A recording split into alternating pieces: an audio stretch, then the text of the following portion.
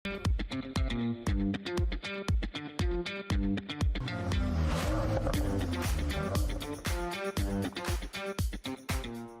benvinguts a un nou episodi del podcast de Prouto Cupra. Avui tenim uns convidats molt especials. Tenim a l'equip d'Esquadra Pizza Lab, a l'Adrià, en Marc i en Joel, i els dic al principi, així no els haig de tornar a dir i no em lio. Què tal, nois? Benvinguts. Moltes gràcies. Merci per convidar-nos i un plaer estar aquí.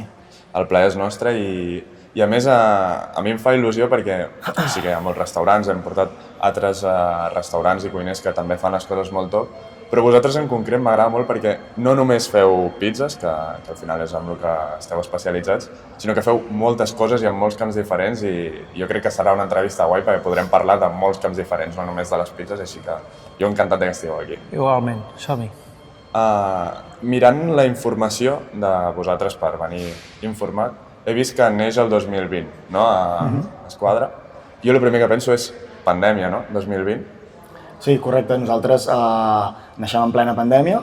De fet, el negoci es comença a construir quan encara estem tancats a casa, quan encara hi ha aquestes restriccions, aquestes limitacions, i me'n recordo que va ser tot quasi d'un dia per l'altre. En Marc justament estava a Irlanda, va agafar un avió per poder tornar abans que tanquessin els aeroports i en aquell moment, amb un context o amb un futur laboral una miqueta incert, doncs vam decidir que potser era el moment d'emprendre un negoci i teníem el temps, perquè al final el Covid ens va permetre tenir aquest temps per pensar, donar-hi voltes i crear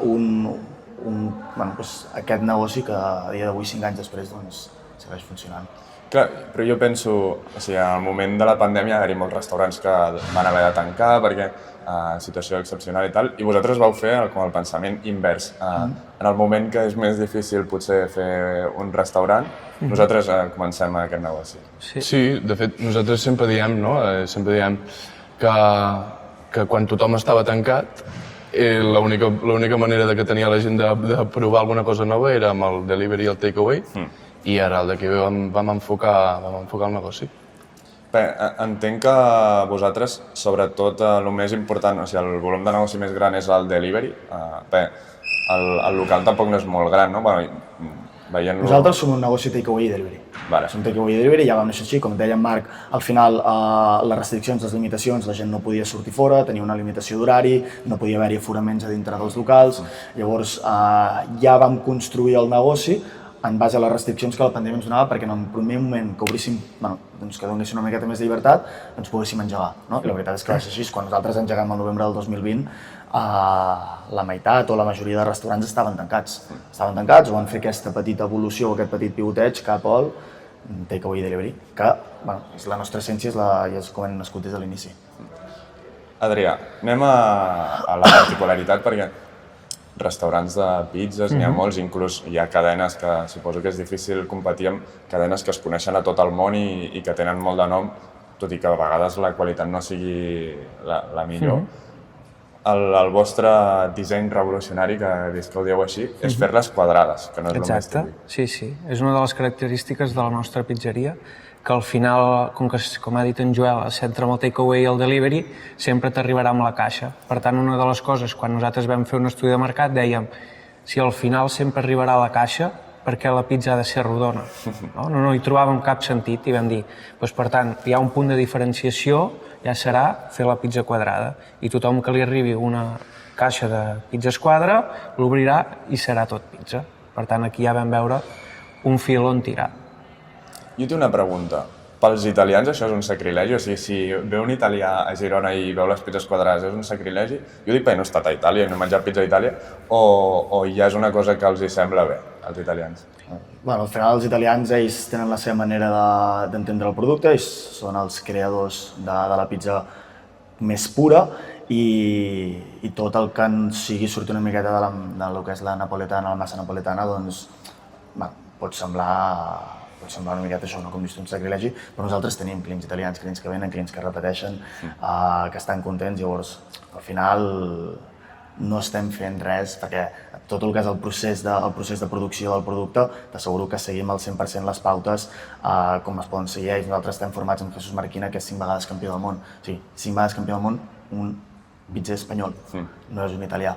Llavors, en el fons, Simplement és intentar agafar tot el bo que et pot portar a Itàlia, no? La qualitat del producte, aquest punt més artesanal, i aplicar-lo en aquest disseny més revolucionari. Ho dic perquè van venir uns nanos que feien focacces i ells ja deien, això no és una focaccia, o sigui, si veu un italià dirà que no és una focaccia com les que mengen allà, però també em deia que els italians estan molt contents de com ho feia, o sigui, que els italians que venien aquí de turisme i tal, que anaven a menjar allà i sortien molt contents i satisfets del producte, tot i que no fos... Clar, és el que et dic, al final, si el producte és de qualitat, nosaltres treballem amb una fermentació de 72 hores, fem que el producte sigui més digerible, llavors treballem moltíssim la qualitat del que servim, no? Malgrat enfocar també en altres àrees, com pot ser tenir una operativa ràpida, tenir un màrqueting que sigui viral, doncs intentem agafar el millor de cada lloc per tal que el negoci sigui el més complet possible. Començant ja amb una de les branques de que el màrqueting sigui viral, i per entendre-ho jo també i tota la gent que ens estigui veient, ho enfoqueu com un laboratori, Esquadra Pizza Lab, i aneu amb la vestimenta de laboratori, de color groc, però com de laboratori. Això per què és? O sigui, quin és el significat? I de fet tenim una taula periòdica en els nostres locals i tot, o sigui que la gent vegi l'essència de què és un laboratori, de que cada ingredient està buscat i que tot té el seu sentit, o sigui que sí. Juguem aquesta doble de laboratori químicament, que fem les nostres receptes químicament, que estan completament tastades, i això a la gent li mola i li agrada. Més que res també perquè com que hem deformat la forma original que tots entenem la pizza per rodona, nosaltres tenim un laboratori, en aquest laboratori hi fem coses, no? Doncs una d'aquestes coses és que hem deformat la pizza, la forma de la pizza, la fem quadrada. Vull dir, les persones avui n'han vingut, però podríem haver vingut perfectament amb el mono de treball de color groc, que tothom que entri en un... Volíem, però fa molta calor i estava en un lloc molt maco i al sortir de laboratori no ens l'hem posat, però sempre que entris a l'esquadra veuràs algú amb un mono de color groc, entres dins d'un univers que creiem que tot està pensat, que tot està dins d'una caixa. I que també va molt relacionat amb el producte, perquè nosaltres quan ens formem, perquè quan decidim fer una pizzeria, volem que sigui quadrada però no en tenim ni idea de fer pizzas, llavors estàs en aquest impàs de dir en algun moment m'hauré de formar. Quan tu et dones compte de la complexitat una mica que hi ha darrere el producte, que no valorem moltes vegades, no pensem que la pizza és un producte potser menjar ràpid, fast food, algú que no ha de ser de qualitat, doncs et dones compte que hi ha un control de temperatures, que hi ha un control de pH de l'aigua, que, com et deia en Marc, tot es mesura al gram perquè sigui perfecte, no? Doncs, si el producte ens permet que puguem donar aquest aire de laboratori, doncs encara reforça molt més la imatge de marca. I per conèixer-los més a vosaltres, qui és el que té més idees locals a l'hora de fer aquest màrqueting viral que dieu i tal? Bueno, més que res, també cadascú es dedica en un sector diferent, en un departament diferent. També una de les gràcies nostra, o sigui, gràcia que ja seria aquesta bogeria que estem dient, és nosaltres vam decidir obrir una pizzeria, però tots veníem de camps diferents. Vull dir, Marc venia d'hotels, en Joel venia de representació de jugadors, jo venia d'audiovisuals i, vull dir, cap havia entrat dins del món de la restauració com a tal. El Marc sí que havia tingut alguna experiència, però no era allò que diguessis dominem plenament el camp, ens en posem, no. I de fet diria que és una de les claus nostres, no? Que no ens trepitgem en els nostres camps, no? O sigui, en Joel es dediquen a l'operativa, finances, jo me dedico més a lo que és producte, formació de personal, l'Adri, tot el màrqueting. Totes les idees boges que veis del màrqueting i el que ensenyem sí que ho posem en comú, però al final qui ho fa realitat aquí és a l'Adri. Clar, i entenc que ser perfils tan diferents fa que sigui com molt complementari i que amb 3 persones podeu fer com tot l'equip. O sigui, que després teniu més equip, entenc, però el bloc important de l'equip, que sigueu 3 perfils tan diferents fa que sigui... Sí, una de les coses que més destaquem sempre és això, no? Que totes les idees, tot el que neix d'Esquadra és en gran part in-house, no? Que, com et deia, l'Adri tot el que és la part de comunicació i màrqueting, en Marc tot el que és l'estudi de la carta, del producte, la formació del personal, i jo m'encarrego més de l'operativa i les finances, no? I amb el pas del temps, també al principi, tu quan neix el negoci, sí que una mica tothom està tot, vas més esbojarrat, però amb el pas del temps ens hem donat compte d'això, no? Cada un és especialista en una pota, nosaltres ho posem tot en comú perquè en el fons sempre podem ajudar un altre camp, però tenim molt clar qui és la persona que controla cada àmbit, i el fet de poder-ho tenir dins de casa i que siguem 3 persones que hem vist com ha crescut el negoci des de zero i que a més l'haguem tastat des de zero, és a dir, nosaltres hem treballat des del minut 1 a la pizzeria, sabem com funciona tot perfectament, sabem on pot haver-hi una problemàtica, com resoldre qualsevol casuística, què és el que espera el nostre client de nosaltres, i això fa que puguem anar evolucionant el negoci cada vegada més. Entrant una mica amb... No sé si és màrqueting, potser és més inclús a la part de producte, però aquí vam tenir el cuiner de l'Aliança, i jo he anat a l'Aliança i els conec. És un crac, vam fer una pizza amb ell. Per això ho dic, normalment la pizza està com tractada d'un menjar més, no sé si ràpid, però com de menys classe, i que formés part d'un restaurant com és l'Aliança, reivindica primer el que és la pizza, que no té per què ser de classe baixa, diem, i també el vostre producte en concret, que és un producte prou bo i molt bo, com per estar en un lloc com l'Aliança, que té una estrella Michelin, també a la revista Repsol, un sol, es diu, crec. Sí. O sigui... De fet, hem estat també amb en Joan Roca, hem tret una pizza amb en Joan Roca del celler Can Roca, amb la Martina de les Cols, i una mica també la gràcia d'Esquadra, crec, és aquestes col·laboracions que hem anat fent també amb perfils com superchefs d'estrella Michelin, que segurament qualsevol persona els hagués pagat milionades perquè els hi donés un consell, i que ells hagin volgut posar el seu nom dins la nostra pizza també et fa veure que això que estàs fent i com cuides el producte també ho valoren ells. I que a l'hora de parlar amb ells i posar en comú el producte i tot, veus la il·lusió i les ganes que hi posen i que, a l'hora de treballar i començar a fer la pizza dius, bueno, ostres, al final potser posaran una miqueta d'impediment i sí, no, super a tope i amb tot el màxim fàcil anem allà, mirem productes, ens truquem, el que sigui, o sigui que és molt guai, que no t'imaginaves. És un procés creatiu molt xulo, sí.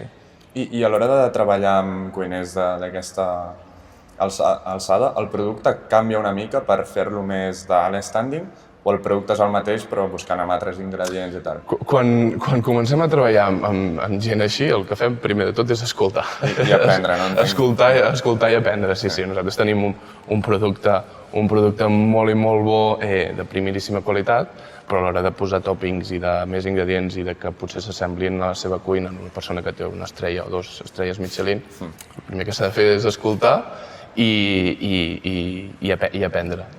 I com es dona? O sigui, abans d'anar a com és el producte, com es dona que hi hagi aquest tipus de col·laboracions i que arribin a vosaltres, al vostre producte, cuiners i restaurants d'aquest tipus? Això al final... A porta freda. Anant allà, presentant una mica el projecte, moltes vegades ja ens coneixen arrel d'aquestes col·laboracions i així, i presentant-nos... Però si sou vosaltres que aneu allà. Som nosaltres, i veuen a 3 joves amb ganes de fer coses i amb la il·lusió, i al final jo crec que s'enganxen una mica del projecte, i per això aquestes facilitats que et deia en Marc, vull dir, poder anar al celler, poder anar a les Cols, a l'Aliança, i que t'obrin les portes de bat a bat, poder gravar dins, poder fer tot el que vols amb ells, per nosaltres són experiències que ens emportarem per tota la vida. Sí, nosaltres els fem propostes també molt personalitzades, mirem que sigui alguna molt orgànic, que ells se sentin còmodes, no som invasius. Llavors, en aquest sentit, com també et deia en Marc, és posem a disposició el nostre producte, que no deixa de ser la base o la massa de pizza, com si fos un plat, i a partir d'aquí ells intenten replicar la seva cuina o intenten posar una mica de la seva cuina dins del plat. Però, el que dic, no som invasius, no busquem ser excessivament pesats, sinó també sabem que si aquesta gent està col·laborant amb nosaltres ho hem de valorar, ho hem de respectar i hem de fer que ells se sentin còmodes. Jo crec que ells això és el que més valoren. Per intentar que... no ho necessiteu segur perquè us va superbé, però per intentar que la gent que estigui veient aquesta entrevista i que potser no hagi vingut, o que sí que hagi vingut, però per fer-los entrar una mica de gana també, per això estan mirant a l'hora de sopar o de dinar, què té de diferent el vostre producte que el faci tan bo? Bé, com et deia, la clau principal del nostre producte és la massa.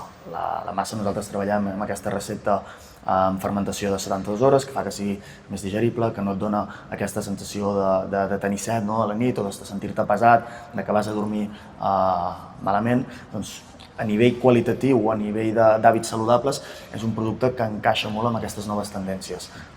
Després, a nivell del que seria l'estructuració de la carta, tenim des de les receptes més clàssiques o des de les variabilitats més clàssiques fins a algunes una miqueta més originals on busquem diferenciar-nos del que el client pot estar acostumat.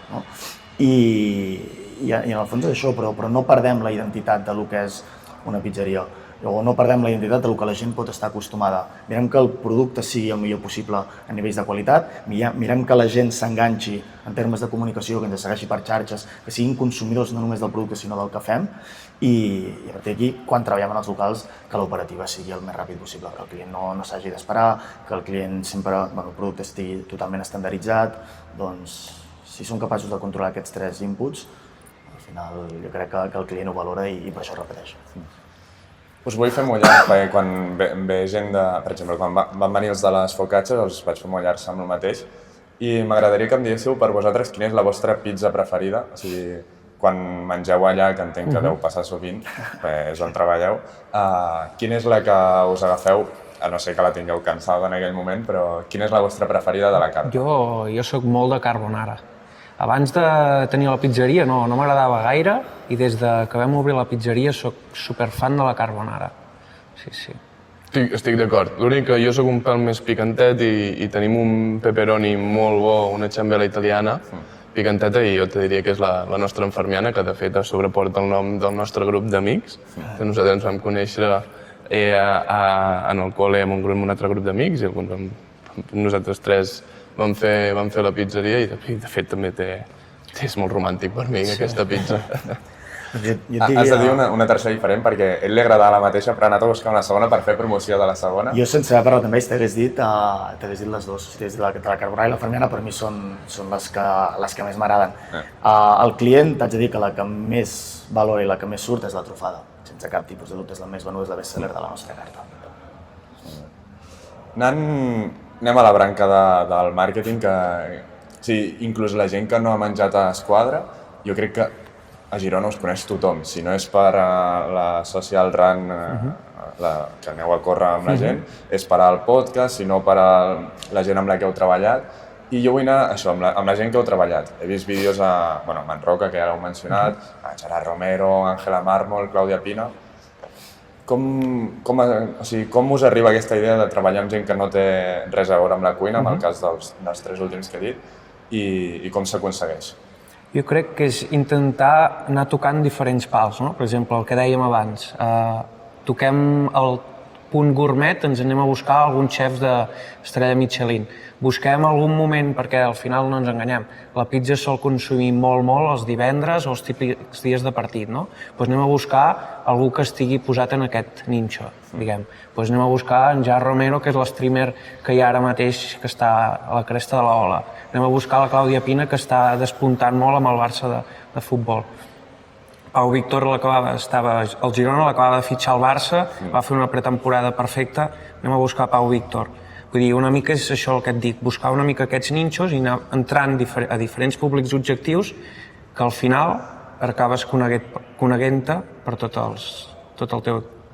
Clar, l'important és no només moure's en el tema del menjar, sinó si vas a futbol, vas a influencers, tal, és com públics nous i que no és el públic objectiu com a tal. Bueno, públic objectiu, tothom que vulgui menjar, doncs és públic objectiu, però que no sigui especialitzat. No, però entres dins d'una comunitat que segurament no et coneixien i això es retroalimenta, sí. Tema números eres tu. Sí, bueno, això diuen, sí. Ha de ser complicat, no? Perquè potser en Gerard Romero és més accessible al ser periodista i tal, però jo sé, l'Ángela Mármol té moltíssims seguidors, Clàudia Pina és jugadora de nivell mundial de futbol, Pau Víctor també, i sabem que el futbol masculí molt més que el femení encara, o sigui, que ha de ser complicat també no només arribar a ells, sinó fer-los una proposta que els interessi, no? Sí, però és el que et deia abans, ho fem de manera tan orgànica i que que la persona amb la que col·laborem o que vol col·laborar amb nosaltres s'hi senti tan identificada que t'haig de dir que el 90% de les col·laboracions que nosaltres hem fet, les hem fet sense invertir diners, no? Perquè segurament aquesta il·lusió amb la que anem, amb la que els hi presentem el projecte, per ells també és una cosa que no fa que desentoni la seva imatge i quan hem fet alguna col·laboració on segurament hem hagut d'invertir el que toqui, segurament és les que menys hem gaudit. Perquè llavors entren altres facetes, estàs molt més limitat, veus que la persona potser no ho està fent tant perquè ho sent, sinó perquè al final hi ha una contraprestació econòmica. Inclús potser funciona menys, no? Perquè es veu menys orgànic. Correcte. El que et deia en Marc, el sentiment aquest d'ell és el que surt als vídeos i el que sempre està preparant el producte amb la persona que col·laborem. Tu tens la sensació quan algú ho està fent veritablement perquè li fa il·lusió o quan algú potser ho està fent, li fa il·lusió però a part hi ha una contraprestació econòmica. Ja dic, nosaltres, i sí que això ho tenim bastant clar, en la majoria dels casos i sempre que ens és possible, preferim que la persona que ho fa amb nosaltres veritablement s'hi senti identificada i nosaltres respectem tot el que ell necessiti. I que normalment aquest tipus de personalitats, veus l'anunci d'en Pedri a Decathlon i dius, segurament en Pedri no va comprar Decathlon, que si no és tant pel tema monetari sinó perquè els agrada el producte i aconseguiu això, suposo que és molt més efectiu que, portar en Justin Bieber i que faci un vídeo... Justin Bieber molaria molt, però menjant la pizza sabent la gent que no anirà a menjar esquadra perquè no li queda ni a prop. Sí, és així tal qual, vull dir... Si nosaltres som capaços de transmetre aquesta sensació de que la gent que ho està fent perquè ho sent, perquè li agrada, perquè li fa il·lusió, perquè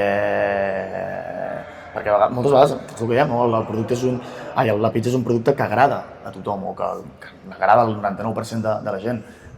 Moltes personalitats d'aquestes mengen pizza. El fet de poder tenir la pizza amb el seu nom, jo crec que és una cosa que ells valoren i quan tot això surt orgànic, després es nota molt tant en la repercussió que té en la venda del producte com també en una mica la viralitat que genera en xarxes amb el vídeo i el contingut que fem.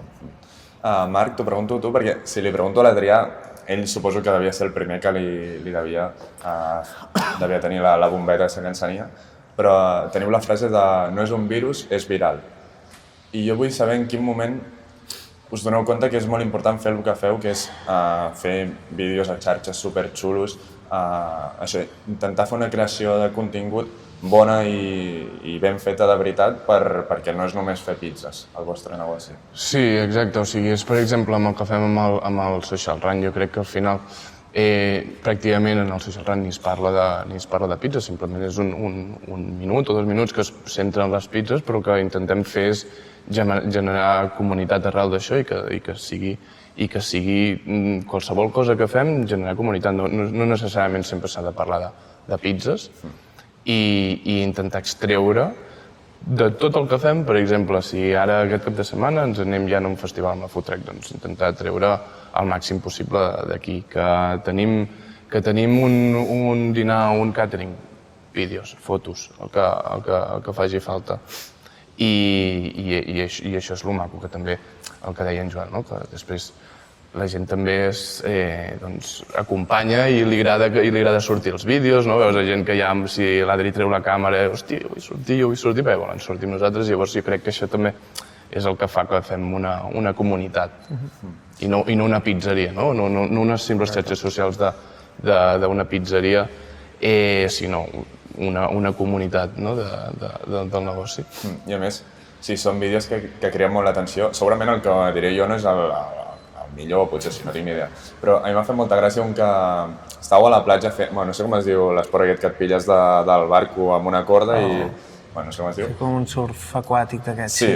Sí, i que era amb el vestit de laboratori, m'ha fet molt de riure, i què és això, és cridar l'atenció tot el rato per... Inclús que les pizzas sigui una excusa i que és promocionar una marca. Sí. O sigui, això quan estàvem muntant al principi de tot la pizzeria ho teníem claríssim. El que Però els volíem... tres ho teniu claríssim? Sí, sí. O sigui, no els vas haver de convèncer, no, perquè jo crec que ja vivim en un món que estem tots connectats amb el mòbil i és que al final... I quan algú t'ho explica amb la cara que t'ho explicava l'Adri, que ell ho tenia, perquè al final ell és el de comunicació, ell ho tenia tan i tan clar, ni en Marc ni jo teníem el mínim dubte de fer-li canviar res, no faltaria.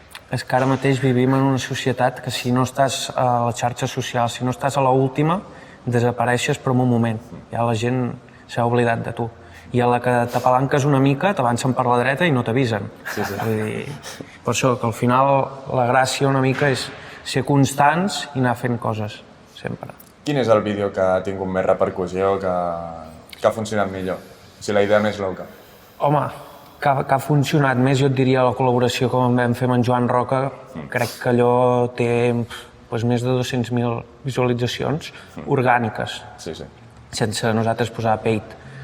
Després, els vídeos que més ens han agradat, a mi m'agrada més els vídeos que fem nosaltres així més xorres. Per exemple, ara hem obert un local a Vic, vam fer un vídeo promocional que només vam comprar com es deia allò? Un confeti, una pista de confeti. I només teníem una oportunitat, perquè només en vam comprar un. I com creus que va quedar?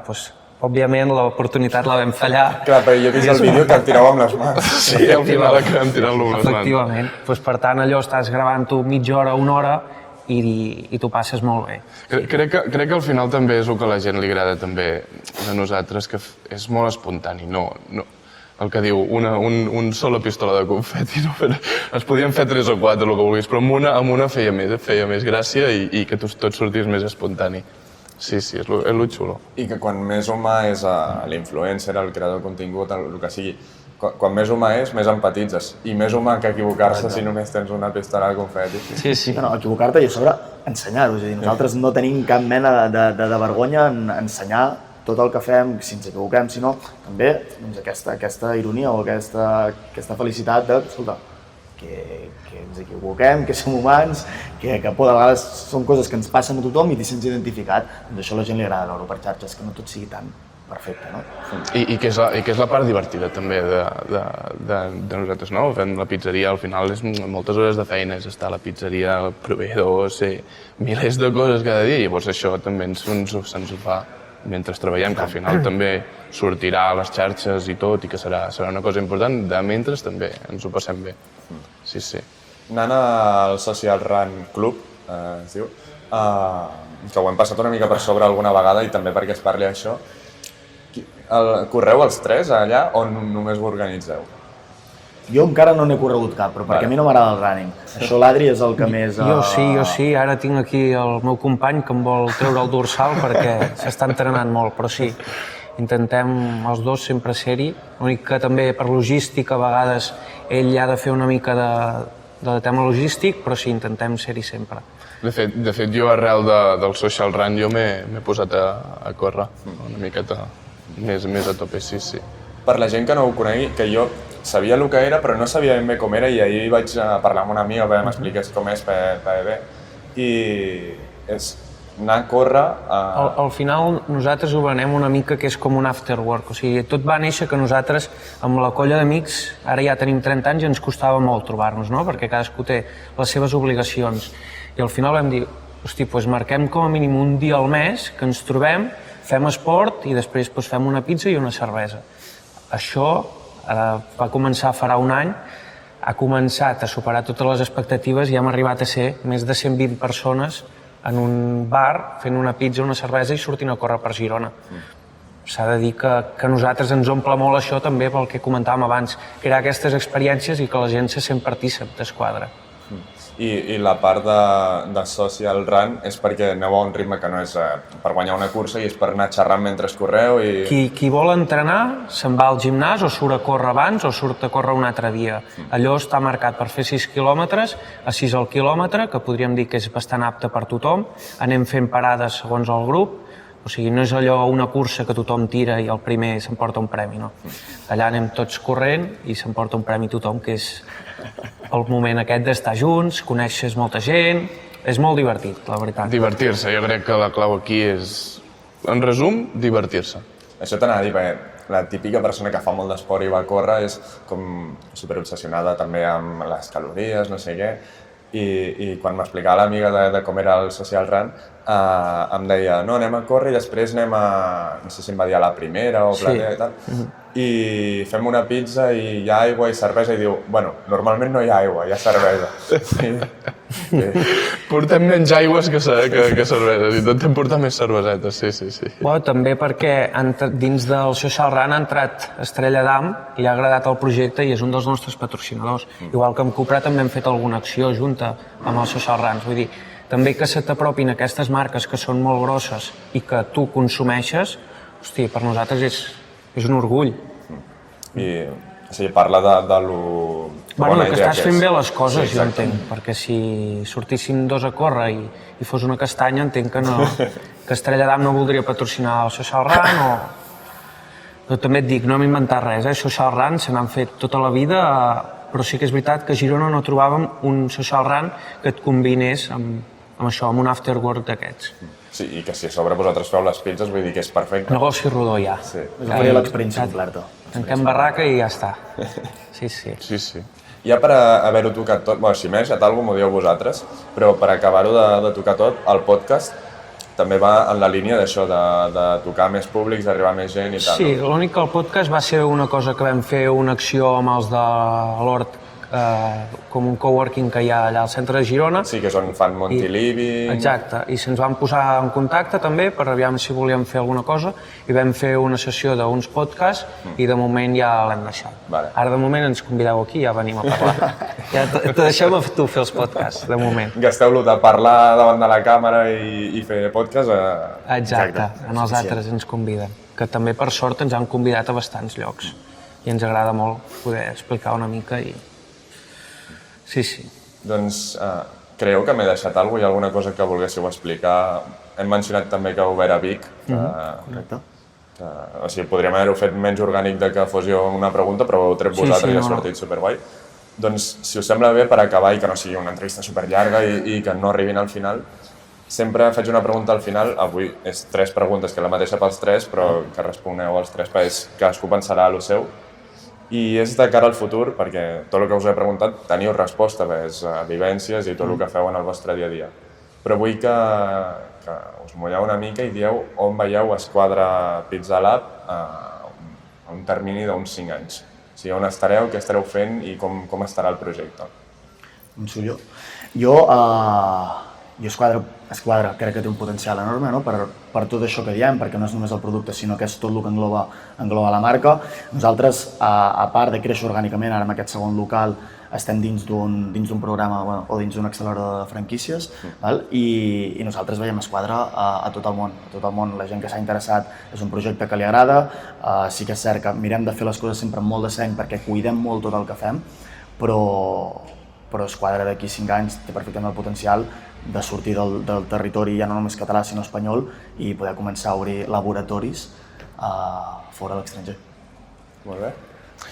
Estic completament d'acord amb en Joel i al final, o sigui, hi ha un indicador que feia 2 o 3 setmanes que havíem obert aquí a Girona i va venir una senyora, és que sempre me'n recordaré, va venir una senyora, va veure el local, va entrar al local i va dir ostres, i aquesta franquícia on va néixer? Fa 3 setmanes que acabem d'obrir i això no està enlloc. Llavors ja vaig veure, hòstia, això té molt de potencial i ens podem anar a tot el món i on sigui. Sí. Igualment, estem alineats en tot. Només faltaria que digués que em vull quedar aquí a Girona. No. Piensa en grande. Al final és tot això que han dit ells. Doncs molt ambiciós però també realista per lo que expliqueu i d'aquí 5 anys, si no, tornem a gravar i expliqueu a tots els llocs del món que heu obert i si no heu obert a llocs del món us toco el crostó havíeu d'obrir a diversos llocs del món. Quedarà gravat. Doncs moltes gràcies, nois, per passar pel podcast i ens veiem aviat. Gràcies per convidar-nos. Merci. Adéu.